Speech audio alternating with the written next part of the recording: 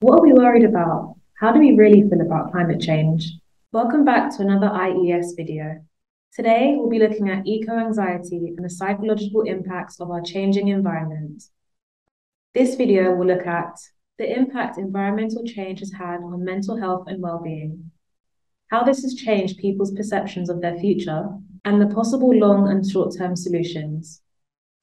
The American Psychological Association defines eco-anxiety as a chronic fear of environmental doom, which is seen as a response to our changing environment. As the effects of climate change become more apparent, changes have been observed not only in our physical health, but our mental health, particularly among young people.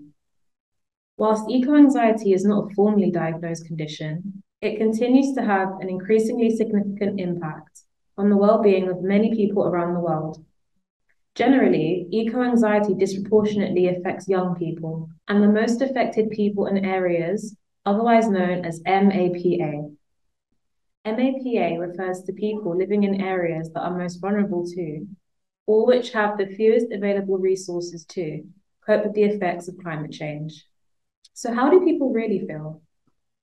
An online survey carried out in 2021 by climate psychologist Caroline Hickman asked 10,000 16 to 25-year-olds across 10 countries how the climate crisis has emotionally and mentally impacted their lives. Here's what she found. Participants felt that their government had abandoned them and future generations. People felt that humanity is doomed and that we're watching our future fall apart. In fact, many young people have stopped planning for the future and have changed their attitudes towards having children or buying a house. Around 60% felt very or extremely worried. 75% said the future is frightening. 56% believed that humanity is doomed. 39% were hesitant to have children. 58% felt that their government were betraying them and future generations. So what can be done to reassure people and mitigate eco-anxiety? Well, there needs to be more emphasis placed on accountability and corporate sustainability goals. If we truly want to begin to tackle the effects of climate change, there need to be legal requirements for businesses to meet science-led targets to lower carbon emissions.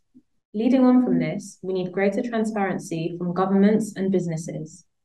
One step in this direction would be a legal requirement for businesses to publish environmental targets, objectives, and results, outlining their total carbon emissions, as well as other environmental harms, including water consumption and waste.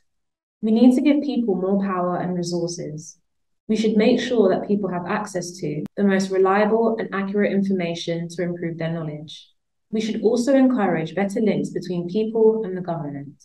Involving people in the ways that governments make decisions could give them more of a say in environmental issues, as many people currently feel they cannot be heard. We need more funding, especially for the most affected people and areas. Governments need to invest in mitigation and implement approaches such as making buildings more energy efficient and investing in renewable energy. Eco-anxiety should not only be treated as a bad thing, it can be seen as a healthy and necessary response to our changing environment and a sign that people care about climate change. The increasing presence of young climate activists, particularly online, has created a sense of reassurance and community among those who suffer from eco-anxiety. Moving forward, we need to encourage people to build emotional resilience and increase optimism for the future. If you've enjoyed this video, make sure you like, share, and subscribe. Leave a comment below and let us know your thoughts on how the climate crisis has affected you. If you'd like to support the IES and follow the work we do, you can find links to our social media and our website in the information below. Thank you for watching, and we'll see you again soon.